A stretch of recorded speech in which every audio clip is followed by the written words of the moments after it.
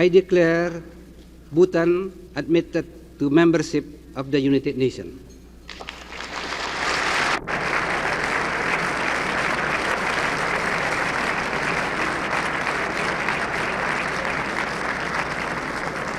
This is a historic occasion for us and makes the realization of one of our most cherished dreams. On behalf of His Majesty the King Jigme Wangchuk, the government and the people of Bhutan, I should like, therefore, to take this opportunity of expressing our deepest gratitude to all members of this organization assembled here today, and in particular to the Republic of India. I cannot imagine the overwhelming experience that our leaders and people of Bhutan would have witnessed on this day 50 years ago, as our national flag was hoisted at the UN headquarters for the first time. Just the thought of it makes me very emotional. From the humble contours of the Himalayas, our small country opened arms to the outside world. A new episode of Bhutan's development journey began, a journey filled with good friends and kind support, of sharing and learning, and of realizing the dreams of our monarchs for a prosperous and a sovereign nation.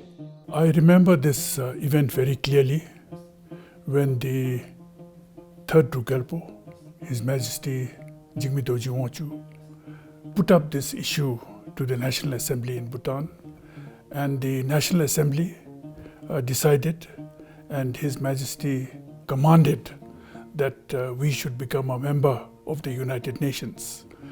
And the reasons were very clear, because Bhutan is a sovereign independent country, and the United Nations membership is open to all sovereign independent member states. When Bhutan became a member of the UN on 21st of September in 1971, for a small country located in a very geopolitical sensitive area, I think it was one of the most important foreign policy initiatives made by the government. Under the very visionary leadership of His Majesty the Third King, the membership to the UN proved of immense value. I am particularly gratified to have this opportunity of welcoming, as Secretary General of the United Nations, 3 new members to our community. It augurs well that the General Assembly should start its 26th session by enlarging the family of nations from 127 to 130 with the admission of the Kingdom of Bhutan, the State of Bahrain, and the State of Qatar.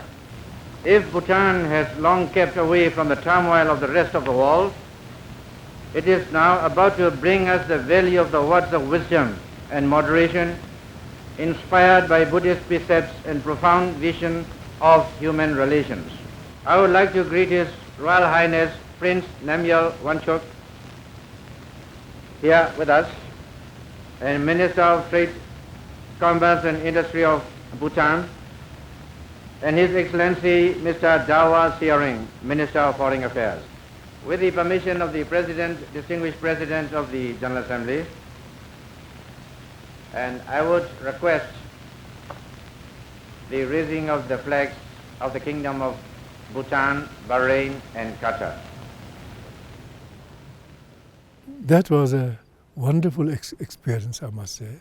I was only 31 years old, and I was the back boy of the delegation, fixing up all the appointments with the ministers, foreign ministers, all the head of the ministries and departments of the United Nations, with the ambassadors. So I thought it was a unique experience for me. Having been exposed for the first time in my lifetime to such a huge international organization, all intellectuals were there. So it was a wonderful experience.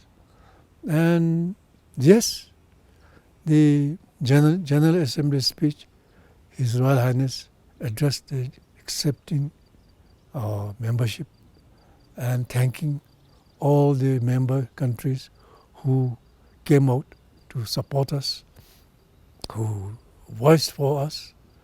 And he sincerely thank them and appreciate it and say that how appreciative we have been for their support, and Bhutan will do what it can to contribute to the peace, stability of international community so that mankind could live in peace and harmony. Being a small country living between these two giants, we had our own difficulties. Bhutan wanted to live in peace and with friendship with all the neighbors. So what we did, we don't bother the others, so we don't want the others to bother us. So we imposed isolation on ourselves. And we needed to come out of this isolation. As you know, India is our closest friend and neighbor. So when we wanted to join the United Nations, we needed the support of the Government of India. And the Government of India went all out to support Bhutan. Firstly, since we had never established a mission in New York, we got the help of an Indian diplomat, Mr. A.N. Ram. He is well known to Bhutan because he also became an ambassador to Bhutan. And he helped us to set up this mission in New York. And India came forward. And in this way, in every respect, they were very helpful and supportive of the whole process. And thanks to His Majesty the Duke Gelpo, a delegation was led by His Royal Highness Parupenlop Namgyel Ngokchu, who was then the Tenzin Lempo, and he represented Bhutan along with our first foreign minister, Lumpo Dawat Sering, and our first permanent representative designate, Lumpo Sangye Penjo, and some other delegates. They represented Bhutan at the UN. So this was a very historic occasion for a country like Bhutan, a small landlocked country, but necessary to emphasize that we were a sovereign, independent nation. And we invited the United Nations UNDP office, where the police was established there, where the police today the police station is. Then came the UNICEF, then came the UNFPA, FAO, and UNEP. And indeed, we told our story, what we are doing and how we need their assistance for, in which area. So they came and they supported us, and it is visible to everyone how much they supported us and how appreciative we in the government and the general public have been. And I'm sure the United Nations organizations will continue to support our effort. Bhutan has played a very active role, and within the United Nations, the members of the developing country group known as the Group of 77, which mostly discusses issues relating to economic affairs. Bhutan has been an active participant in the least developed countries group, in the landlocked developing countries group, and we have contributed significantly. Not only get the assistance from the international community for the well-being of our people, but what we can contribute to the world peace and stability and well-being of the humanity at large. So the fourth king, as you know, we have the concept of G&H, gross national happiness, as a development concept. And in fact, the members of the UN embraced this concept. And for this decade of development, the concept of gross national happiness has been fully accepted. And how even a small country like Bhutan could preserve its environment and make a contribution to the outside world, in the sense that, as you know, nearly 70% of our country is under forests, and we are carbon negative. And this has made a great impression on the world outside. So that is the legacy of the fourth king, and that is the experience we shared with the international community. Not only that, they brought out a resolution to observe International Happiness Day. So there you are, what we have shared, what we have contributed to the international community, and that has become our soft power now. Welcome to the United Nations to mark with us the International Day of Happiness. The concept of the day was championed by the country of Bhutan at the United Nations to advocate for a new economic paradigm that recognizes the equal importance to human well-being of not just being just the economy and economic indicators, but also social and environmental conditions. In 2012, the United Nations General Assembly in this very hall adopted a resolution recognizing happiness and well-being as universal goals and aspirations in the lives of human beings, and decided that 20th of March every year would be the International Day of Happiness. Marking the 50 years of partnership with the UN and becoming a member of the UN is both very, very significant, but also an important time for us to rejoice on the partnerships that we have had and on the development that we have achieved and on what we can do again towards the future. So we're fortunate to be remembering Bhutan's relationship over the last 50 years with the United Nations. And during that period of time, some of the more significant events revolve, for example, the support we've provided to the starting of the national airlines. But I would have to say the one that stands out for me is the way in 2014 His Majesty and the Royal Government of Bhutan decided to support UN peacekeeping. So in a sense, creating a two-way relationship between the United Nations and the Royal Government of Bhutan. Today we have as many as 32 people, often from the army, but even some from the police, serving in the most dangerous places around the world. From my point of view, that's really walking the talk on a relationship that's a two-way relationship. Bhutan joined the fraternity of troops and police contributing countries in 2014. Since then, our engagements with peacekeeping operations have gradually increased.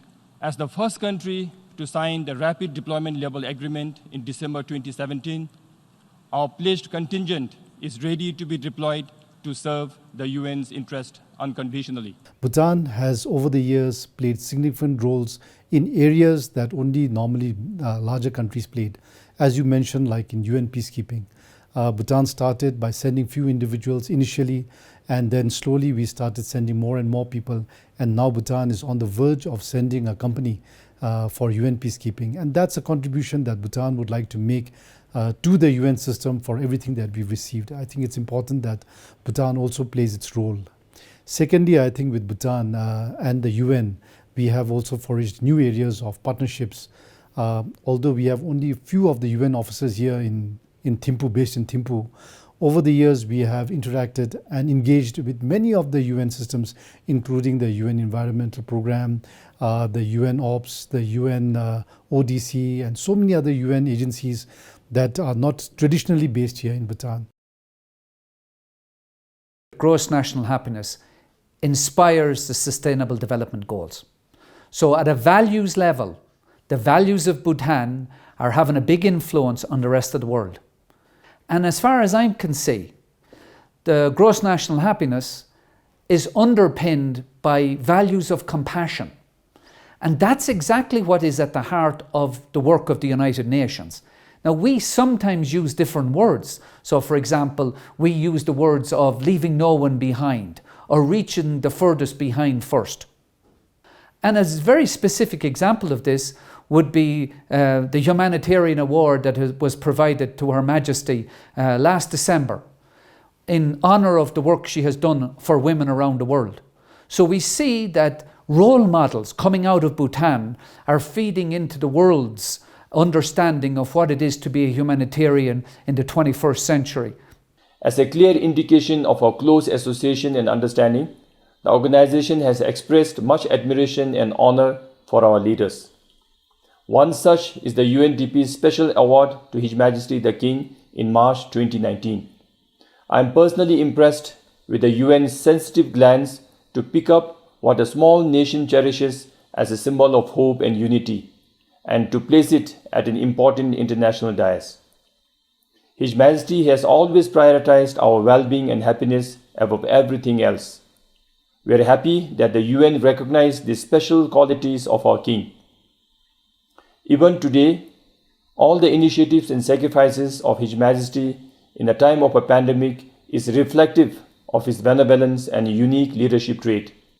We feel ever more blessed to live under the reign of such compassionate and a modern King, who is always the source of our hope and inspiration. I think we have been very fortunate to have been guided by very, very far-sighted leaders, starting with our first King, and now with our present three, with the Duke Jiba and present His Majesty the King and the future Prince Jimmy Namgyal. I think there is a clear leadership, and through this leadership, Bhutan has been able to develop a unique development philosophy of GNH. Through their leadership, we have also managed to protect our environment. Over the years, I think Bhutan has managed, especially as a chair of the LDCs in the climate change negotiations, we have been able to show or demonstrate our leadership of protecting the environment. I was very fortunate to welcome His Majesty, our fifth Duke Gyalpo, to the United Nations when he was still the Crown Prince.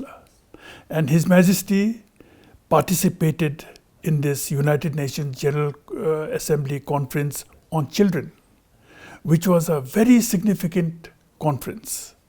In fact, many leaders around the world attended this conference, and His Majesty was able to address the United Nations General Assembly in this context.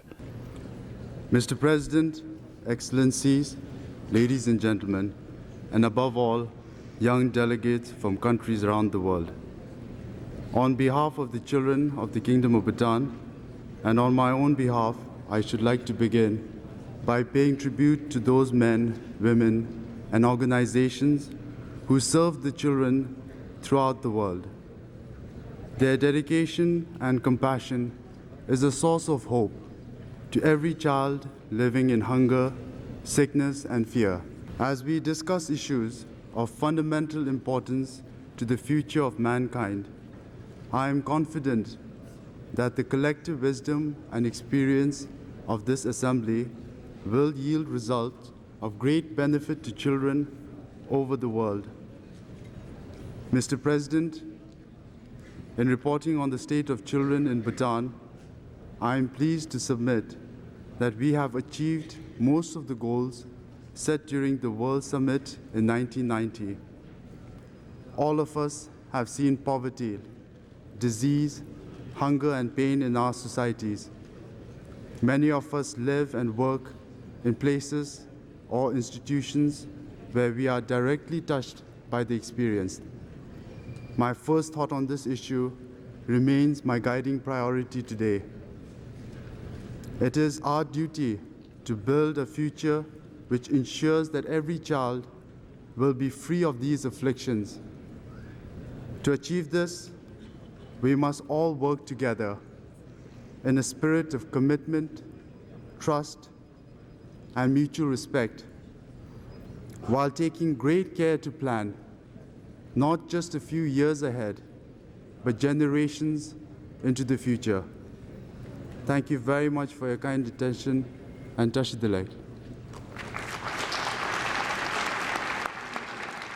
I accompanied His Majesty to the UN, and His Majesty met Nelson Mandela, and he was so thrilled to see His Majesty. His Majesty met the Queen of Spain, and after that, the President of Mongolia. He practically insisted on meeting His Majesty to discuss various issues of the Asian region. And in this way, His Majesty was able to meet other prime ministers, foreign ministers at the UN, including Mr. Kofi Annan, the Secretary General of the UN. And this made a tremendous impact for Bhutan. As I said, all our speeches were, not as effective as His Majesty's presence at the UN. Mr. President, our focus on SDG resonates well with principles of gross national happiness. It is perhaps for this reason that Bhutan is well on track to achieving the SDG 30 agenda of sustainable development.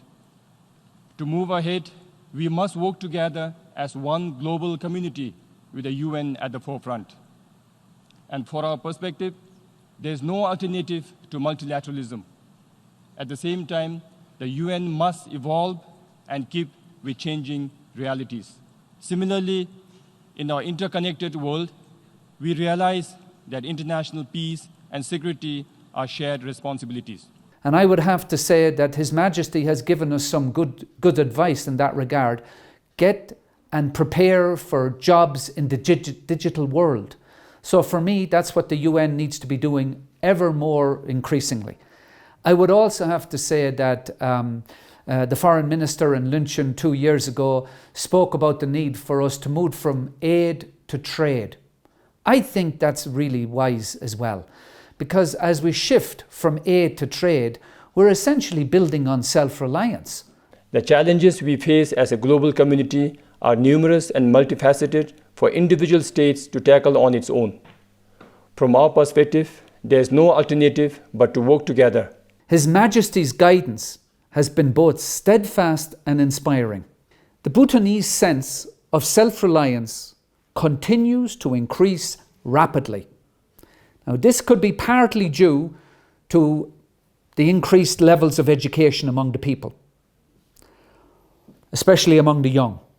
My sense is that it's also connected to the very deep wells of tradition and culture that are being tapped, even during these challenging times. A clear example of this self-reliance is the decision and the support by the whole of society to ensure LDC graduation happens over the coming years.